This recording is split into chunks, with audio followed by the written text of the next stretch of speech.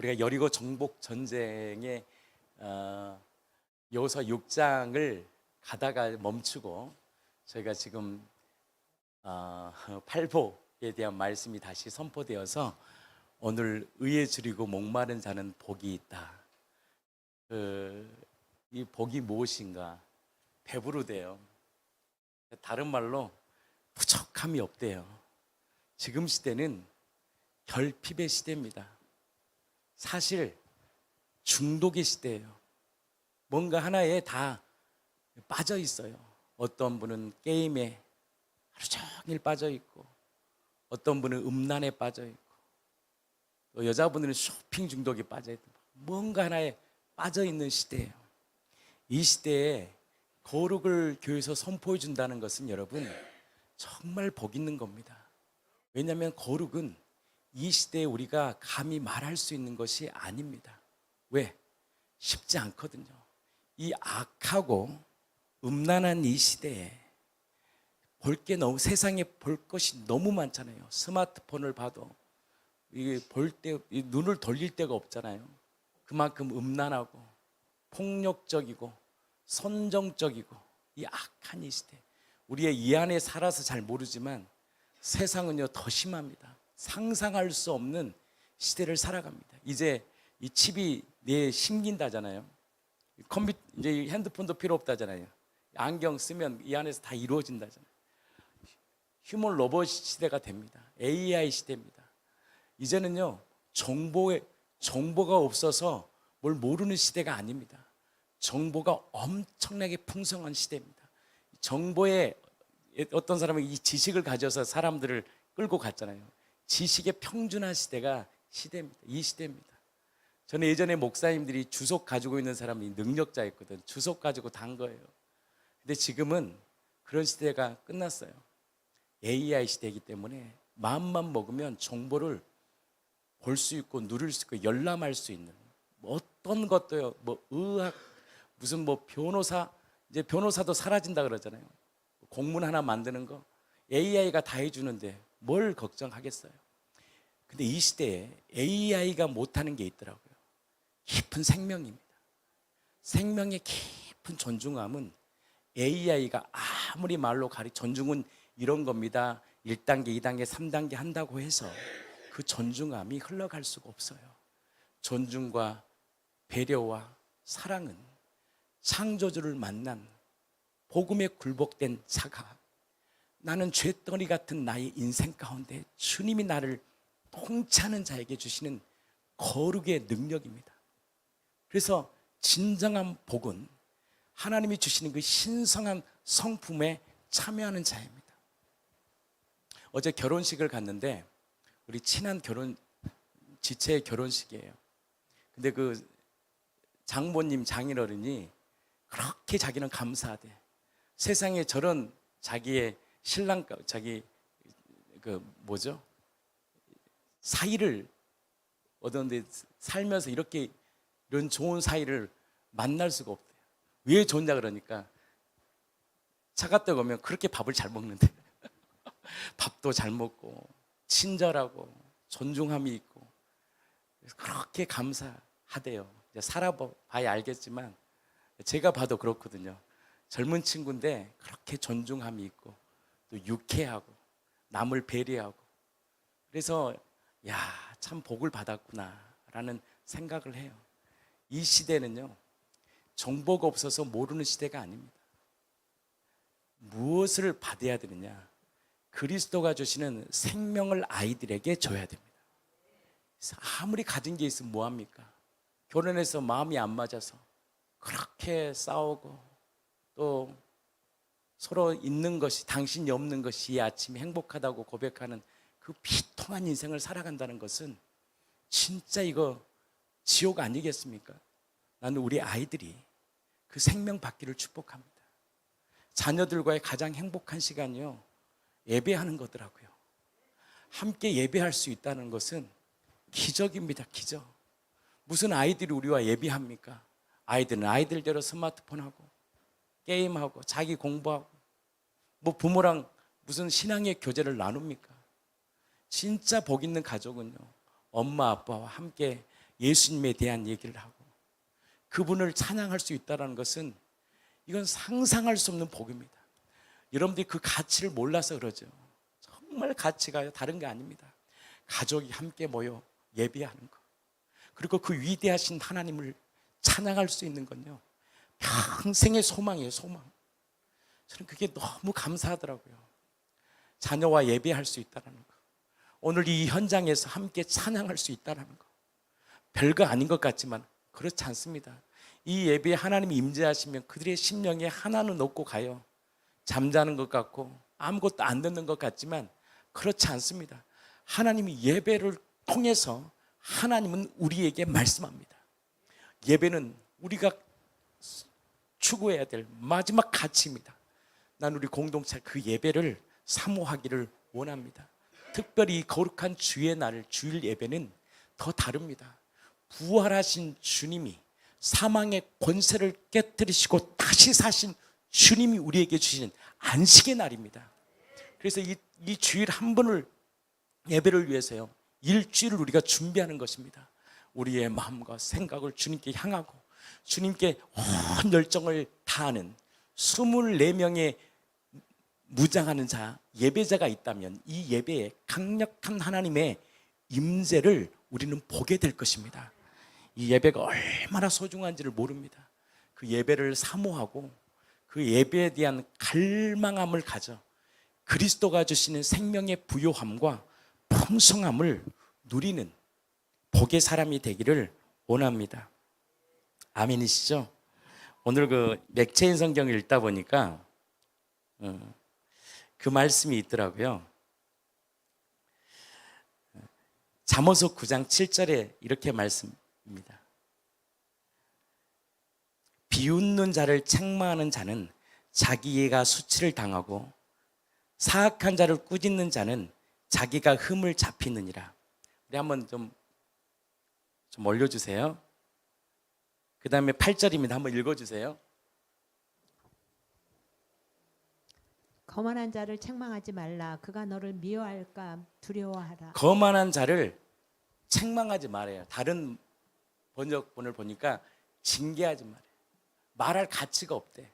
하나님의 말씀이 선포되는데 비웃고 그 말씀을 하나님의 말씀으로 받지 않으면 말하지도 말래요. 왜? 오히려 그게 정죄함을 넣는, 미워할까 두려우니. 누구를 책망하라는 거예요? 지혜 있는 자를 꾸짖으라는 거예요. 그러면 어떤 일이 벌어지냐? 그가 너를 사랑한대요. 거만한 자는 책망하지 말래요. 그가 너를 미워할까 두려우니. 지혜 있는 자를 책망하라. 그가 너를 어떻게 한다? 사랑하리라. 9절입니다. 한 번 더 읽겠습니다. 우리 같이 읽겠습니다. 지혜 있는 자에게 교훈을 더하래요. 다른 말로 훈계를 주라는 거예요. 그러면 그가 더욱 지혜로워진다는 거예요. 의로운 사람을 가르치라. 그럼 어떤 일이 일어나느냐? 그의 학식이 더한대요. 그러면서 10절 말씀입니다. 함께 읽겠습니다. 여호와를 경외하는 것이 지혜의 근본입니다. 여호와를 주를 두려워하는 것이 지혜의 근본이요. 거룩하신 자를 아는 것이 명철이래요. 사랑하는 성도분, 하나님의 말씀을 대할 때는요, 사람의 말로 대하는 거 아닙니다. 하나님의 말씀으로 겸손히 받을 때 그 말씀에 학식이 더하고 그 말씀에 하나님의 임재하셔서 그의 인생을 이끌어 갑니다. 그래서 예배는요, 어마어마하게 소중한 것입니다. 이 예배를 사모하고 사수하고 이 예배를 향한 갈망함이 있을 때 하나님께서 이 예배를 통하여 여러분들의 인생과 삶을 이끌어 가십니다. 나는 이 은혜가 여러분들의 삶 가운데 가득 넘치기를 원합니다. 오늘은 네 번째입니다. 하나님의 나라로 들어가는 네 번째 문입니다. 그러니까 하나님의 나라는 먹는 것이 아니래요. 하나님의 나라는 뭐냐? 의 안에서 평강과 희락이래요. 하나님이 우리에게 부어주시는 가장 큰 기적이 뭐냐? 의이신 예수 안에서 주시는 평강을 누린다. 여러분들 이게요 얼마나 큰 복인지 모릅니다. 여러분들 다 경험이 있잖아요. 평강을 누리지 못하고 정말 두려움과 그 불안한 가운데 살아본 경험이 있잖아요. 인생의 가장 큰 복이, 진짜 큰 복이요, 그리스도의 의를 누리며 살아가는 자들입니다. 그런 자들이요 진짜 복받은 인생이에요. 사람은 본능적으로요 갈망함이 있어요. 그래서 뭔가를 찾아가요. 근데 그것이 잘못되니까 중독에 빠지는데, 하나님께서요 이 하나님 나라의 본질적 갈망이 무언가를 우리에게 이 땅의 창조주가 오셔서 그분의 입을 열어서 우리에게 지금 말씀합니다. 그분이 이렇게 말씀합니다. 의에 줄이고 목마른 자는 복이 있다. 의에 줄이고 목마른 자는 복이 있다. 그들이 뭐라 그래요? 배부를 것이며. 여기서 의는 단순한 도덕적 선행, 참 저 사람 착하다, 인격적으로 괜찮다 이 말을 하는 것이 아니라, 성경에서 말한 의는 바로 하나님이 내 안에 들어오셨잖아요. 여러분들 하나님이 내 안에 들어오셨잖아요. 그래서 하나님의 의의 시작이 무엇이냐면 칭의입니다. 칭이라는 것이 뭐냐면 죄인된 우리를 의롭다고 선언해 주는 사건이 무엇이냐? 칭의예요. 근데 이 칭의는요 결단코 우리의 도덕적 선행으로 되는 것이 아닙니다.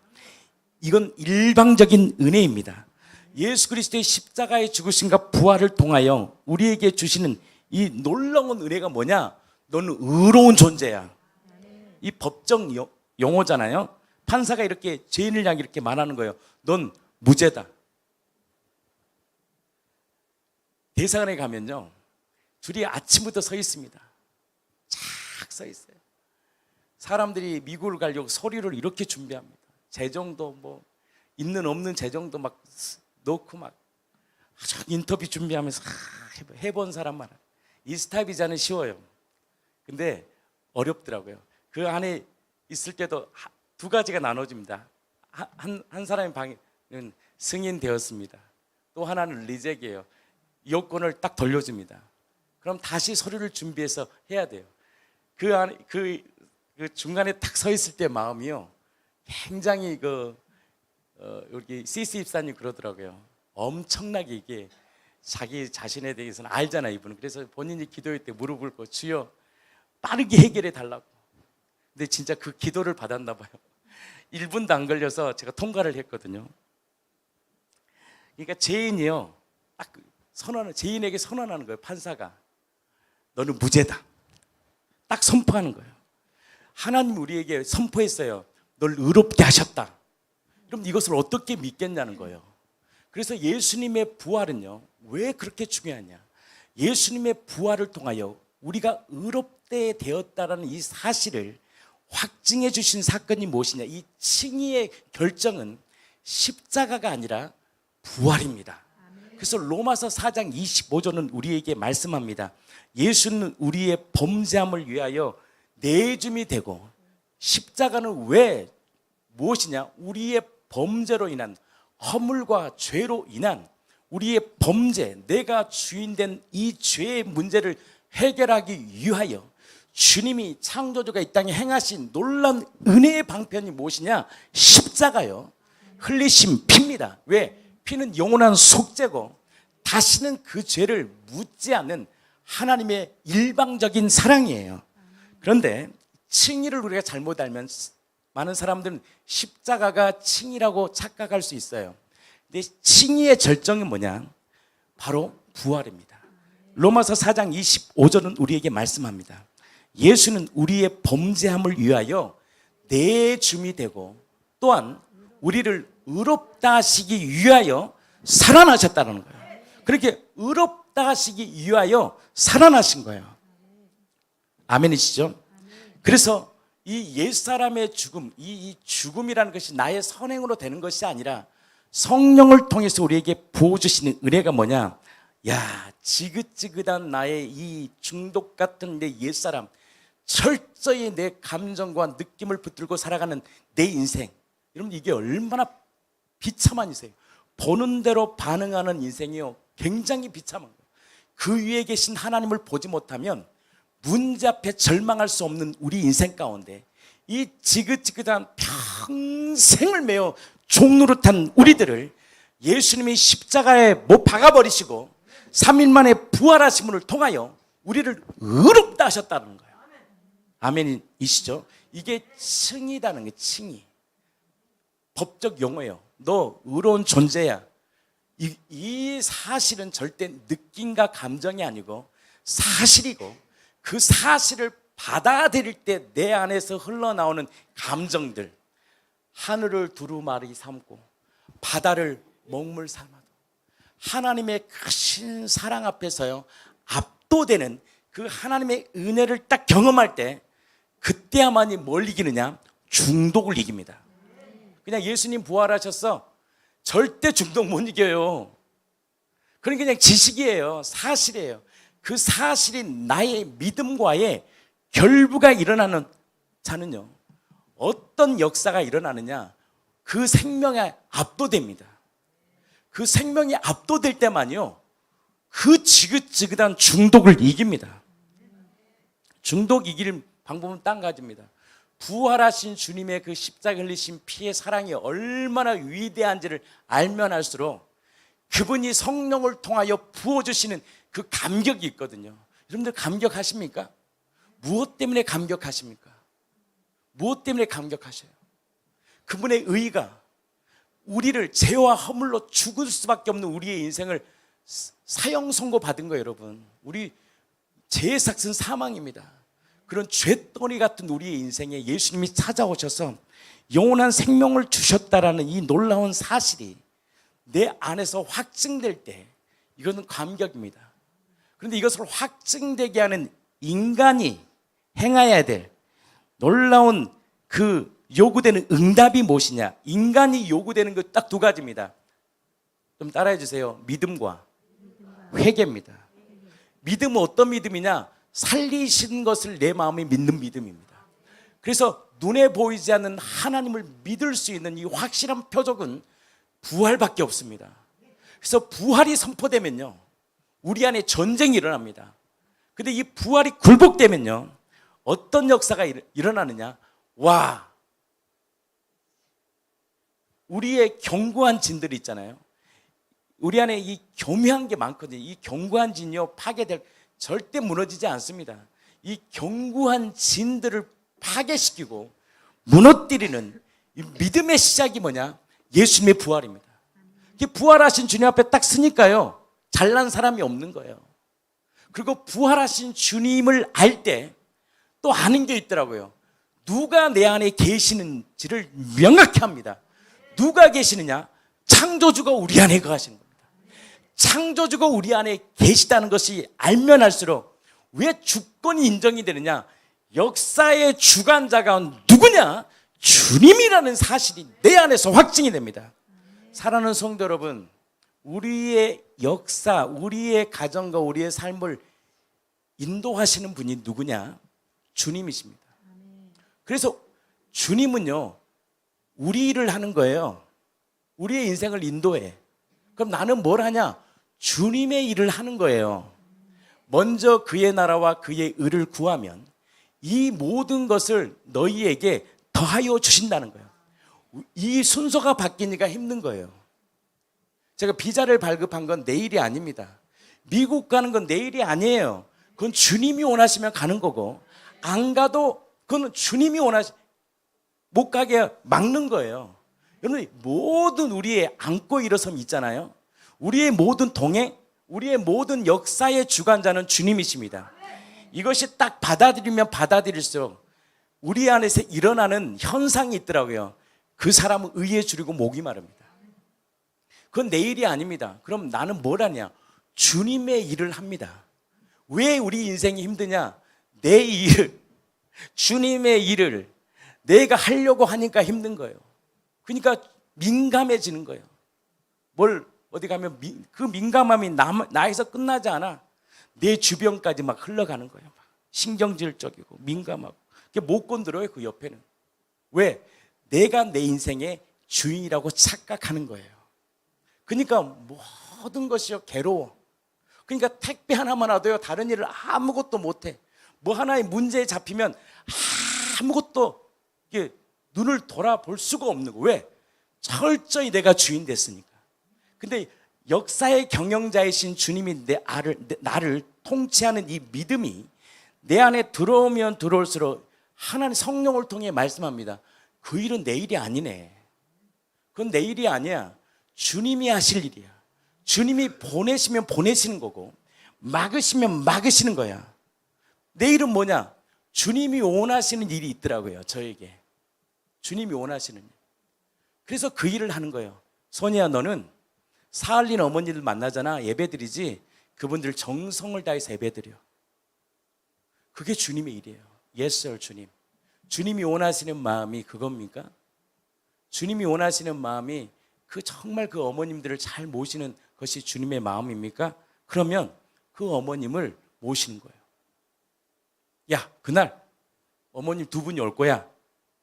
그분들이 자신의 은혜들을 나눌 거야. 그때 너 그분들 잘 접대하고 그분들 겸손하게 섬겨. 그게 주님의 일입니까? 그러면 그 주님의 일을 해. 그러면 주님이요, 내 일을 해줘요. 이게 순서가 바뀌어버리니까 괴로워지는 거예요. 그러니까 삶에 기쁨이 없는 거예요. 그러니까 그거 하나 끝나버리면 사람이 거기에 번아웃이 되는 거예요. 근데 이 순서만 장악하세요. 놀라운 일이 일어납니다. 내 안에서 생명이여 나를 통치합니다. 왜? 그의 나라와 그의 의를 구하잖아요. 그리하면 이 모든 것을 너에게 더하여 주시는 하나님의 복을 주신다라는 거예요. 아멘이시죠? 복을 주신다는 거예요. 근데 이게 순서가 바뀌었더라고요. 자꾸 하나님이 내 인생의 주인이 되면 이제 내가 결정권자가 아니더라고요. 그분이 내 안에서 나의 인생과 삶을요 통치합니다. 거기에 내 삶을 그냥 범사의 그분을 인정해. 그러면 내 길을 주님이 인도해요. 그러면 그가 하는 모든 일에 뭘 보느냐? 하나님의 영광과 하나님의 일하심을 보는 거예요. 그러니까 쉬워요, 안 쉬워요? 살아가는 것이 굉장히 쉽습니다. 이 은혜를 경험하는 거예요. 근데 이게 순서가 바뀌는 거예요. 그러니까 인생이 괴로워. 그러니까 한번 일을 끝내놓으면 피곤해가지고 확 짜증이 나는 거예요. 누가 못 건드려요. 왜? 민감한 상황이잖아요. 그러니까 하나님의 나라가 깨지는 거예요. 왜 그러냐? 순서가 바뀌어서 그래요. 순서가 다시 정립돼야 돼요. 이렇게. 주님이 원하시는 우리에게 일이 있어요. 그래서 물어보는 겁니다. 하나님, 당신이 원하시는 것이 무엇이냐? 그럼 주님이요 가르쳐 주십니다. 그리고 그 일을 기쁨으로 섬기는 거예요. 그 어머님들 잘 운전해서 불편함 없도록 잘 모셔. 그러면 그 일 하면 되는 거예요. 개척교회 목사님들 만나서 기도해 주고 와. 그러면 그거 해주고 오는 거예요. 그럼 주님은 내 길을 인도하십니다. 내 일을 내가 하려고 하니까, 주님의 일을 내가 하려고 하니까 그때부터 뭐가 돼요? 짐이 되는 거예요. 힘들어. 선교사님 그러잖아요.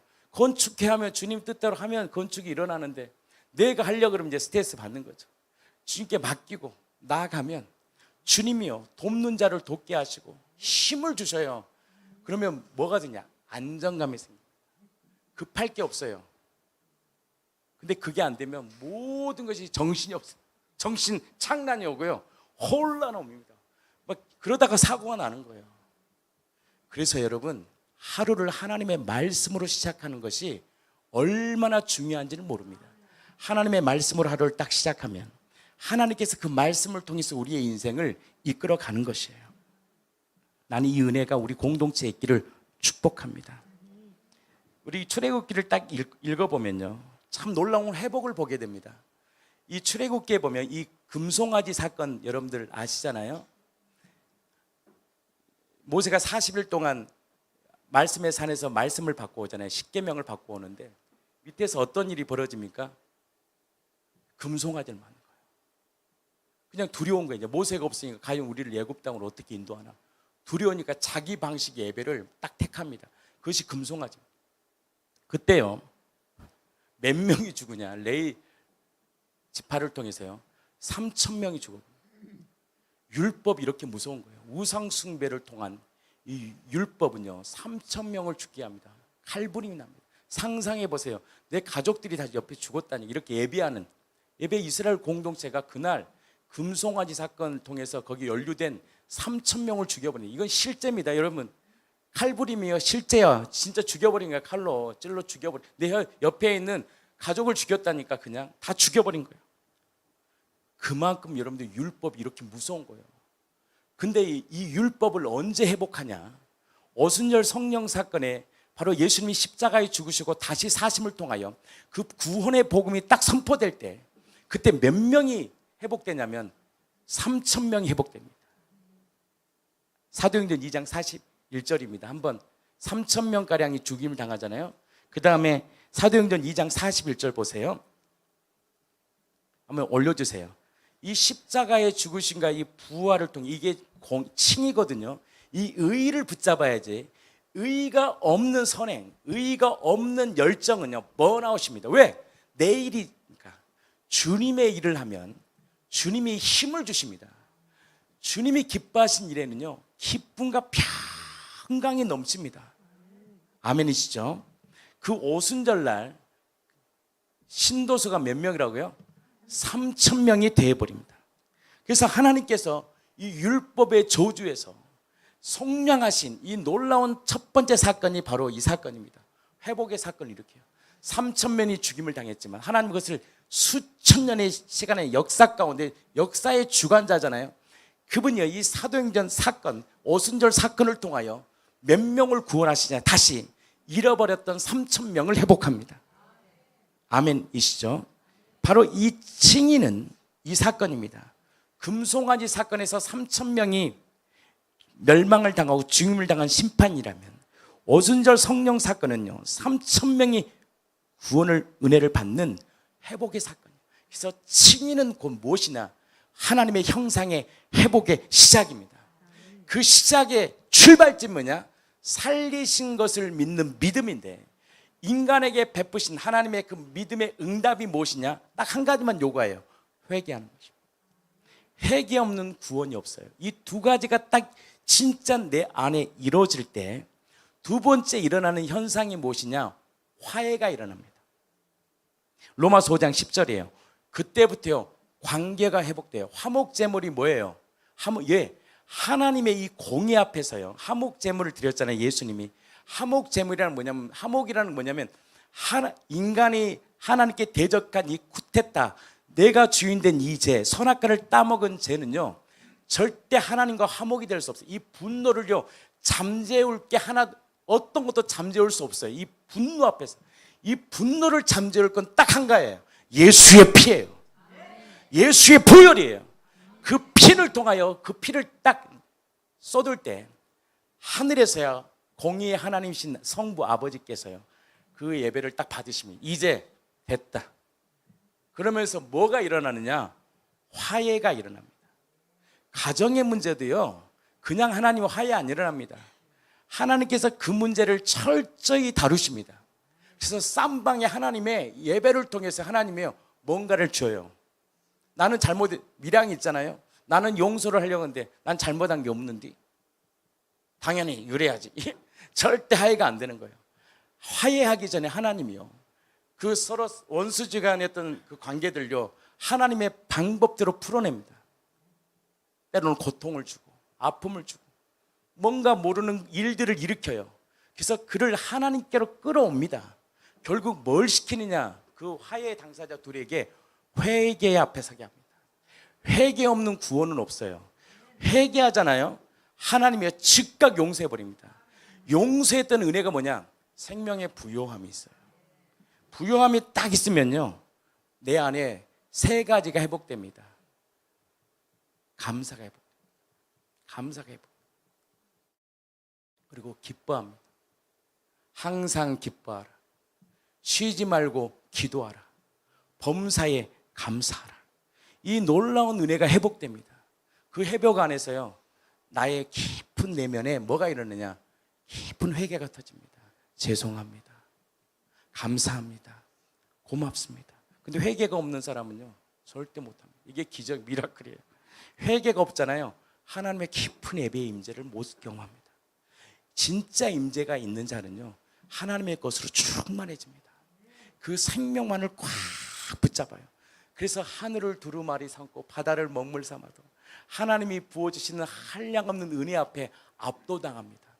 그 은혜를 우리에게 부어주신다는 거예요. 그 시작이 무엇이냐? 바로 이 칭입니다. 의롭게 되었다는 이 믿음을 소유하는 거예요. 그때 두 번째 주시는 게 무엇이냐면 화해가 일어납니다. 화해가 일어나요. 관계가 회복돼요. 로마서 5장 10절입니다. 우리가 원수 되었을 때 그의 아들의 죽으심으로 말미암아 하나님과 뭐가 되었다? 화목하게 되었다. 이 화목의 그 대표적인 예가 뭐냐면 제가 늘 말했던 깃들린 종입니다. 여러분, 종과 주인은요, 고대사에 함께 식탁에 앉는 건 법도상 불가합니다. 법도상. 주인과 종은 신분이 다르기 때문에 겸상한다. 뭐 우리가 지금 개념에서는 뭐 그게 뭐 어떠냐? 그 당시는요, 있을 수 없는 일이에요. 이건 사회적 질서를 깨트린 사건입니다. 근데 그가, 이 종이요, 귀를 딱 뚫는 순간 어떤 역사가 일어나냐면 신분의 변화가 일어납니다. 신분의 변화가 일어나요. 이건 불가능해요. 그때부터 이 종이요, 주인과의 가장 큰 복을 받는데 첫 번째 가장 큰 복이 뭐냐? 식탁의 교제를 나눕니다. 음식을 같이 먹는다는 것은요, 나눈다는 것은요, 단순한 밥 먹는 게 아니에요. 밥도요, 좋은 사람과 먹을 때 안채하는 거예요. 밥을 먹는다는 것은 회복과 친밀함을 상징합니다. 그래서 예수님이 죽으신가 이 부활을 통해 주시는 화해의 선언이 뭐냐? 우리와 교제할 수 있는 은혜를 주셨습니다. 그래서 우리가 만찬을 하잖아요. 성만찬을 하는 것이 뭐냐? 실제로 주님의 죽으심과 부활을 묵상하면서 그분과의 사귐의 누림의 표징이 무엇이냐? 성만찬 예식이에요. 그래서 이 고대 사회에서는요, 종이 상전과 함께 밥을 먹는 건 이건 있을 수 없는 일이에요. 인생에요, 하나님이 화목제물을 통하여 우리와 화해를 이제 허락해줘, 화해가 되었잖아요. 주님과 교제했잖아요. 그 교제하는 자에게 준 최고의 복이 무엇이냐? 예배하는 것입니다. 제가 그렇더라고요. 우리 자녀들이 세상에서 성공하고 출세하는 거 뭐 좋겠죠, 자녀 부모로서는. 근데 부모의 큰 기쁨은 그게 아니더라고요. 내 자녀와 함께 예배하는 거더라고요. 이건 제 간증인데요, 어이없이 드려서 좋겠습니다. 제가 새벽에 간증을 했잖아요. 그게 너무 기쁘더라고요. 자녀랑 예배할 수 있다는 거, 함께 찬양할 수 있다는 거, 그게 대수롭지 않은 게 아니더라고요.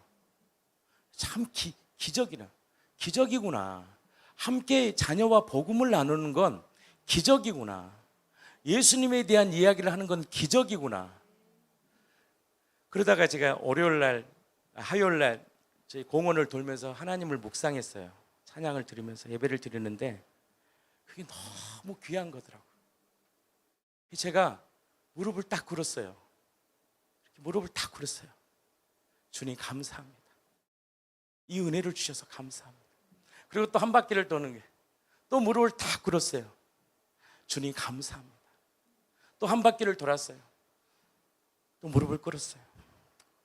그러면서 저에게 주시는 마음이 주시더라고요. 인생의 최고의 가치가 뭔지 아냐? 부모가 자녀에게 물려줄 수 있는 최고의 가치가 무엇인지 아냐? 예배다. 예배하는 것을 물려줘. 거룩한 주의 날 예배하는 것. 나의 일상의 삶에서 하나님을 묵상하는 예배. 여러분들, 여호수아가 왜 지도자가 되었습니까? 금송아지 사건 이후에 해막에서 다 모입니다. 거기서 그들이 자복하고 회개합니다. 근데 여호수아만큼은 떠나지 않아요. 해방문. 여호수아는 해방문을 떠나지 않아요. 여호수아의 관심은 딱 한 가지였습니다. 바로 주님의 얼굴을 구하는 거예요. 많은 사람들은 사역을 많이 하면 이게 능력이 생길 거라 생각합니다. 사역은요, 스킬이기 때문에 돼요. 시간이 되면 누구든 말씀도 전할 수 있고, 누구든 찬양인도도 할 수 있고, 전도도 할 수 있어요. 인생의 가장 큰 복은요, 아무도 없는 그 현장에서 거룩하신 주님을 예배할 수 있는 자는 최고의 복입니다. 그 예배의 가치를 나눠줄 수 있는 자는 진짜 복 있는 인생. 그 예배를 할 때 주님이 주시는 복이 있더라고요.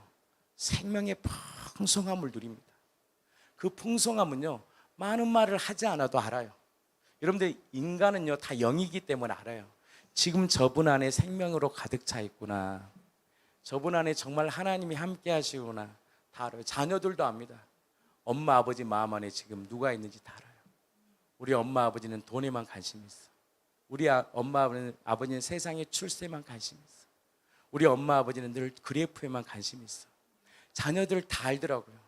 침실에서 말하는 은밀한 얘기 모를 것 같죠? 다 압니다. 영이기 때문에요, 내 건 잘 못 보는데 남의 티는요 명확하게, 아주 정밀 유도 폭탄처럼 접어요. 정확하게 봐요. 이렇게. 와, 이란 전쟁 보면 정밀하게 폭탄 투하해버리잖아요. 알아요. 못 속입니다. 영적인 세계는 절대 속일 수 있는 게 아니에요. 인생의 가장 복은요, 예배하는 자입니다. 예배하는 자가 가장 큰 복이에요. 그리고 그 예배가 내 자녀에게 흘러가고, 이 공동체 그 예배의 깊은 은혜들을 흘러갈 수 있다는 것은 진짜 복입니다. 이게 화해에 주시는 열매입니다. 부활하신 주님을 마음의 주인으로 모셨어. 정말 모셨어. 그러면요, 주님이 주신 열매가 딱 진짜 모시는 자에게 주신 복이 있더라고요. 하나님이요, 화해를 초청합니다. 초청장을 보냅니다. 이제 나랑 교제하자. 그래서 화해라는 것은 십자가의 죽으심과 부활을 통해 하나님께서 죄인 된 우리를, 공식적으로 원수됐던 우리를 하나님의 식탁에 앉아 교제할 수 있게 하는 것이 무엇이냐? 화해입니다. 이제 나랑 먹자. 이 식탁에 앉아서 함께 은혜를 나누자. 그 다음이 어떤 일이 일어나느냐? 동행이 일어납니다. 그 다음에 보니까요, 함께 걸어요.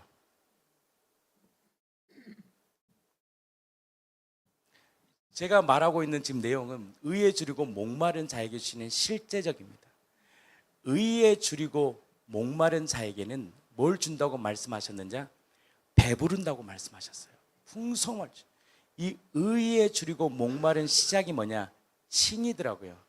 법적인 선언이에요. 아, 내가 죄 사함을 받은 존재구나. 그리고 그분의 피로 내가 거룩하게 된 존재구나. 이 사실을 부활로 내가 받아들일 때, 인간의 응답이 뭐라 그랬어요? 회개라 그랬잖아요. 그 회개하고 그분을 딱 모셔드릴 때 우리와 하나님의 관계가 일어납니다. 그러면 바로 자연 발생적으로 일어나는 일이 뭐냐? 그분을 예배하고 싶어요. 그때부터 그분을 알고 싶어요. 그분이 누구인가를 알고 싶은 갈망함이 일어납니다. 그분을 묵상하고 그분을 교제하는 것이요, 인생 최고의 기쁨이 됩니다. 그러면서 그 화해의 초청 안에서 이루는 것이 뭐냐면 동행이더라고요. 동행. 요한복음 15장 5절은 우리에게 말씀합니다.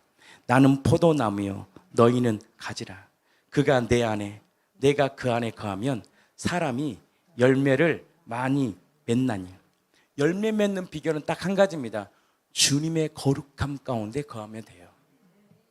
거룩함 가운데 거하면 주님이 나의 인생을 통째입니다. 별거 아니에요. 주님 안에만 있어. 이게 근데 쉬울 것 같습니까? 쉬운 게 아니더라고요. 마귀가요, 가만히 놔두지 않아요. 가만히 안 놔둬요. 그 시작이 뭐라 그랬어요? 믿음과 회개와의 결부입니다. 회개 없는 구원이 없어요. 회개가 없다? 절대 구원을 못 경험합니다. 동행 없어요. 동행을 한다? 이건 상상할 수 없어요. 왜냐? 동행하면 벌써 압니다.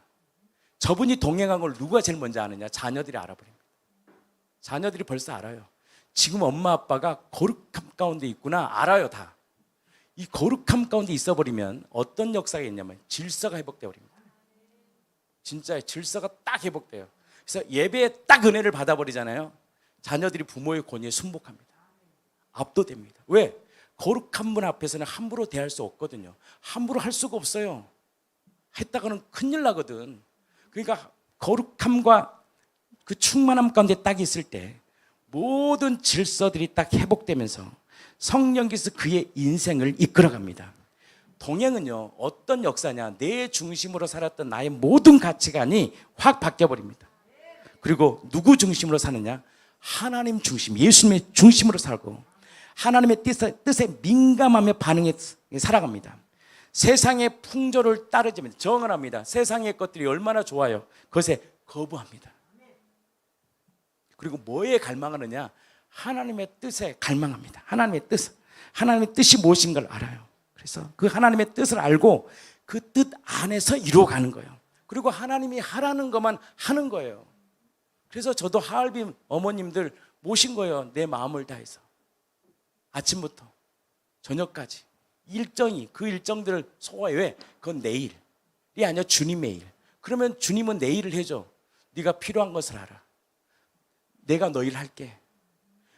비자 발급되고 안 되고 되는 건 다 내 소관이야. 우리의 모든 인생은요, 주님의 손바닥 안에 있습니다. 역사의 주관자가 주님이더라고요. 우리 역사를 보면 다 지금 모든 이란 전쟁도 다 성경 안에서 이루어지는 것들이에요. 다 모든 역사의 주관자가 우리의 인생을 시간표대로 움직인 것을 내 안에서 믿음으로 딱 보는 사람은 확 내 안에서 확증되는 게 있어요. 그분이 역사의 주관자구나. 우리 가정의 주관자, 내가 용을 쓰고 예를 쓰고 해서 되는 게 아니에요. 여러분, 자녀들을 뭘로 키워야 되냐? 예배자로 키워야 돼요. 하나님을 예비하는 예배자로. 지금은 좀 부족한 것 같고 연약한 것 같지만 그렇잖아요. 하나님이 그의 인생에 지혜를 주시고 명철을 주시고 하나님의 사랑하는 마음을 딱 주십니다. 그러면서 하나님과 동행하는 삶을 살아갑니다. 이게 의에 줄이고 목마른 인생을 제가 얘기하는 거예요. 제가 제 삶에서 경험되어진 것을 얘기하는 거예요. 제가 부활하신 주님을 만나니까요, 회개가 터지더라고요. 그래서 부활이 딱 확증이 되니까 어떤 역사가 일어나느냐? 하나님의 이 성경이 사실이라는 것이요, 굉장히 선명해지더라고요. 그러나 흔들려. 근데 이것이 계속 자라나 무너지고 일어서고 무너지고 일어서면서 하나님이 나를 부르셨기 때문에 나를 뭘로 끌고 가느냐? 의로운 삶으로 끌고 가. 그 이유가 딱 한 가지였어요. 회개해서 그래요. 회개하는 자는요, 하나님 반드시 그의 인생을 이끌어갑니다. 그 회개를 통해서 나를 어떻게 이끌었냐? 의롭게 흔들어가냐? 의를 인쳐주는 거예요. 그 예수님이 완전한 의이시고 예수님이 역사의 주관자라는 사실을 내 마음 가운데 확증을 딱 시켜요. 그때 어떤 역사가 일어나냐? 하나님이 주신 복이 뭐냐? 동행하는 삶을 살아갑니다. 그리스도의 연합된 삶을 살아요. 그러니까 세상의 풍조 아래 살고 싶지 않아요. 세상이 그렇게 좋았던 세상의 것들이 어느 순간 거부하게 됩니다. 얼마나 유튜브에도 세상에 하고 음란한 게 얼마나 많아요. 예전엔 다 젊었을 때 그런 걸 추구하고 살았어요. 보게 하고 다 똑같아. 우리 자녀들이 지금 뭐 조금 욕하고 좀 보면 어른들 놀래잖아요. 여러분들 더 심했잖아요. 우리 아이들도요, 그 시간이 있어요, 다. 근데 하나님이 우리를 어떻게 하느냐? 이 거룩함 가운데 우리를 초대함을 통하여 거절하게 됩니다. 거부하게 돼요.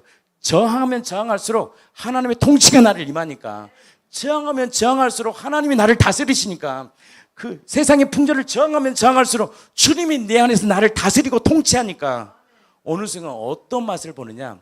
그리스도의 생명의 부요함을 누립니다. 그것이 무엇이냐? 동행. 그분과 매일 동행해요. 여기서 뭐 몇 명 되겠습니까? 이제 오신 분들이 동행을 배우겠습니까? 근데 그들은 뭘 보느냐? 우리를 통해 봅니다. 도대체 생명의 그 부요함이 얼마나 위대했으면 그들이 정말 이 바쁜 시간에 이 예배당에 나와 그 생명을 누리고 나눌까? 생명은요, 절대 지식에서 나오지 않습니다. 지식을 뛰어넘는 내 안에서 흘러나옵니다. 그 하나님의 통치와 나라를 경험하는 것이 무엇이냐? 동행입니다. 이거 얼마나 행복하겠어요. 주님과 늘 동행하고 주의 음성을 듣고 주님이 하라는 거 하고 주님의 그 음성 앞에 순종할 때 주시는 그 은혜들을 경험하니 얼마나 그의 인생이 행복하겠습니까? 그 의에 줄이고 목마른 인생에 주시는 복이 바로 부족함이 없는 인생을 살게 하는 거예요. 저도 그렇더라고요. 이렇게 딱 승인 받고 났는데요, 그게 기쁨이 아니더라고요. 주님 자신이 기쁨이더라고요. 제가 30분을 예배를 했어요. 그게 기쁨이 되더라고요. 내가 바뀌었네. 전 같았으면, 좋은 일 있으면 가장 친한 사람한테 전화해가지고 내가 누군지 알아? 봐, 기도했더니 됐잖아. 그러면서 그렇게 떠벌렸던 내 인생에 어느 순간 성령이 내 안에서요 딱 말씀하더라고요. 그거 허락하신 거 나야. 그럼 내가 누구한테 가장 먼저 예배드려야 되지? 주님이시지. 내가 깜짝 놀랐어요. 그리고 헤드폰을 딱 끼고 주님을 찬양하더라고요. 주님을 예배하더라고요. 그게 내 마음에 딱 30분을 하니까요 이제 안정이 돼. 절제가 딱 돼. 그리고 누구한테 먼저 전화해야 되냐, 이것도 질서더라고. 사랑하는 아내한테 먼저 전화하는 거예요. 이것도요 잘못하면 애도야. 이게 애도라는 걸 알겠더라고요. 거기서 누구한테 전화해야 되냐, 아내한테 제일 먼저 전화하는 거예요. 이 하나님의 기축과 질서를 가르쳐 주시는 거예요. 이게 동해교구나. 주님의 영광을 돌린 거야. 이거 주님이 하신 거죠. 그래서 여러분, 제가 새벽에 말씀했잖아요. 10명의 문둥병, 하나님 나 불쌍히 여겨달라고 다 고쳐줬어요. 근데 누구만이 구원받는지 아십니까? 한 사람 받습니다. 한 사람만 주님을 찾아오셔. 하나님 우리에게 그 고통이 있을 때 은혜 주셨습니다. 진짜 예배자는요 그 은혜를 주님께 내어드립니다. 주님이 주신 거죠.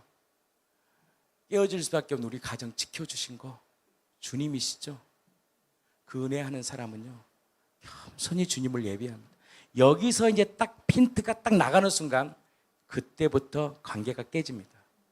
이게 진짜 이건 민감한 겁니다. 그랬더니요 하나님이 내 안에 의에 줄이고 목마름이 뭔지 알겠더라고요. 배부르다라는 마음이 들어요. 부족함이 없어. 가고 안 가면 두 번째 문제라니까요. 가도 되고 안 가도 돼. 집회를 하든 안 하든 건 주님의 몫이야. 뭐에 만족하느냐, 주님 한 분으로 만족하는 거예요. 그래서 시편 27편 4절을 통하여 다윗이 고백했구나. 내가 구하는 한 가지. 그가 구한 건 딱 한 가지입니다. 주님 자신입니다. 주님 자신을 구하게 됩니다. 그 주님의 자신을 딱 구할 때 한번 읽어볼까요? 내가 여호와께 바라는 한 가지 일, 그것을 구하리니. 다윗은요 비참한 사람이 아닙니다. 왕이었잖아요. 왕, 권력자였어요. 근데 그가요 권력과 명예를 구한 게 아니에요. 많은 재물을 구한 게 아니에요. 그가 한 가지 딱 구했던 게 있더라고요. 내 평생에 여호와의 집에 살면서 여호와의 아름다움을 바라보며 그의 성전에서 사모하는 그것이구나. 그 은혜를 다 간직하니까요 주님이 또 명령하시더라고요. 너는 내 일을 해야 된다. 아침에 내가 중호 아버님한테 전화를 하고 싶더라고요. 중호 아버님, 중호 형제가 죄송하지만 눈물로 기도하겠어요? 아직 믿음이 약한데. 그럼 누가 기도를 해줘야 될까요? 공동체가 함께 그 짐을 짊어져야 될 거 아니에요. 내일을 해. 아침에 제가 10시에 전화를 드렸어요. 아버님, 제가 소식 들었습니다. 제가 기도해 드릴게요. 주님의 일이에요. 예배하는 거예요. 예배는요 바로 하나님의 일을 하는 것이 예배더라고요. 치약 하나 짜는 것부터가 바뀌는 거고, 내 안에서 주님의 거룩함이 흘러가는 것이 예배고, 그 하나님이 원하시는 그 삶을 순종하면서 작은 것부터 주시는 거예요. 작은 것부터 순종하는 거예요. 허락하신 분이 주님이시죠. 우리 가정 어려울 때 하나님이 지켜주셔서 여기까지 인도해 주셨죠. 이 집을 주신 것, 이 좋은 차를 주신 것, 우리 가정 주신 거 다 주님이시죠. 주님만이 영광 받으소서. 그러한 자가 바로 천상의 예배를 드립니다. 바로 열린 문을 통해 드렸던 요한계시록 4장 10절 11절 말씀, 멸류관을 내어드립니다. 주님만이 영광 받으소서. 주님만이 찬양 받으소서. 주님만이 우리 인생에 높임 받으소서. 그 마지막 절정이 주신 복이 뭐냐? 그 복이 소망입니다. 천국을 그런 자가 소망합니다. 서로 절대 그거 없는 사람은 천국 소망 안 합니다. 주님의 다시 오실 재림을 소망하게 되더라고요. 지금도 하나님 주신 은혜가 기쁜데 하나님이 이 땅에 오셔서 주는 그 기쁨은 얼마일까? 슬픔도 눈물도 애통도 없는 그 나라를 소망하게 됩니다. 바로 이것이 의에 줄이고 목마른 자에게 주시는 배부른 복입니다. 그 은혜가 우리 공동체에 평생 있기를 축복합니다. 주님이 죽으시고 다시 사셔서 주시고 싶었던 그 생명, 그 영원한 생명을 우리 공동체가 취하고 누려 예수님으로 부족함이 없는 거룩한 인생이 되기를 예수 그리스도 이름으로 진심으로 축원합니다. 시편 기자가 고백하잖아요. 여호와는 나의 목자시니 내가 부족함이 없습니다. 다윗이 구했던 한 가지는 명예도 재물도 아니더라고요. 권력도 아니었어요. 그분 자신 한 분이었어요. 그분 한 분만 나를 소유하면 그 인생이 나를 이끌어가는 거예요. 사랑하는 자녀들이 그분을 소유하십시오. 비록 부족한 것 같고 연약한 것 같아도 주님을 소유한 인생은 주님이 그의 인생을 책임지시고 그 연약한 자에게 구하는 자에게 지혜도 주시고 명철도 주시고 담대함을 주셔서 그의 인생을 통하여 하나님이 하나님됨을 드러내는 거룩한 존귀한 자들로 살아가는 저와 여러분들의 삶이 되기를 예수 그리스도 이름으로 진심으로 축원합니다. 그래서 이사야 58장 11절 12절의 말씀이 이 공동체와 여러분들의 자녀와 우리 교회를 통하여 흘러가기를 원합니다. 여호와가 너를, 우리 함께 한번 고백할까요? 함께 읽겠습니다. 여호와가 너를 항상 인도하여 메마른 곳에서도 내 영혼을 만족하게 하며 내 뼈를 견고하게 하리니 너는 물된 동산 같겠고 물이 끊어지지 아니하는 샘 같은 것이라. 12절 말씀입니다. 내게서 날 자들이 오래 항폐된 곳들을 다시 세울 것이며 너는 역대 파괴된 기초를 쌓으리니 너를 일컬어 무너진 데를 보수하는 자라 할 것이며 길을 수축하여 거할 곳이 되게 하는 자라 하니라. 그러면서 주님과 화해가 되었을 때 주는 메시지가 있더라고요. 저에게 이사야 12장에 있습니다. 전에는 주님이 나에게 노하셨어요. 이건 이스라엘 백성에게 말한 심판과 구원의 메시지이지만 또 현재 살아가는 저에게 주시는 메시지더라고요. 여호와께서는 전에는 나에게 노하셨어요. 근데 지금 뭘 주시느냐? 주님이요, 나에게 세상이 줄 수 없는 그 은혜를 주신다는 거예요. 우리 한번 이사야 12장 말씀이에요. 이 말씀하고 사랑하신다 사랑하신다 말하시네. 우리 한번 찬양하는 시간 갖겠습니다. 그날에 내가 말하기를 여호와여 주께서 전에는 내게 노하셨사오나 이제는 주의 진노가 돌아섰고 주의 진노가 있으니까요 늘 불안해. 진노가 있으니까 모든 게 싫어. 진노가 있으니까요 늘 두려움과 염려 안에 참 자유를 못 누려. 근데 주님이 주께서 나를 안위하신 내가 주께 감사하겠나이다 할 것입니다. 2절 말씀입니다. 보라 하나님은 나의 구원이시라. 내가 신뢰하고 두려움이 없으리니 주 여호와는 나의 힘이시며 나의 노래이시며 나의 구원이심이라. 3절입니다. 우리 함께 읽겠습니다.